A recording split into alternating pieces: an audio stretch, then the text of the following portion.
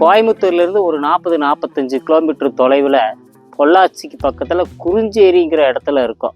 குறிஞ்சேரிங்கிறது சங்க காலத்துல குறிஞ்சி நில பகுதிகளை மக்கள் வாழ்ந்த இடத்த சொல்லக்கூடியதா குறிஞ்சேரி. அதாவது சேரிங்கிறது மக்கள் கூடி கூட்டமா இருந்த இடம் தான் சேரின்னு சொல்லுவாங்க அந்த சங்க காலத்துல. அப்போ அந்த இடத்துல பாத்தீங்கன்னா மாடுகளை செல்வமா நினைப்பாங்க. அதாவது ஆணிரைகள்னு சொல்லக்கூடியத மாடுன்னு சொல்லக்கூடியது ஆணிரைகள். ஆணிரைகளை ஒரு அரசனுக்கு ஆணிரை தான் அந்த நாட்டினுடைய செல்வம்னு நினைப்பாங்க. அப்போ அந்த ஆணிரைகளை ஒரு வீரன் கவர்ந்து வந்துடுறான். கவர்ந்து வந்தவனிடமிருந்து மறுபடியும் மீட்டு கொண்டு போறதுக்காக ஒரு போர் நடந்த இடம் தான் இந்த குறிஞ்சேரி.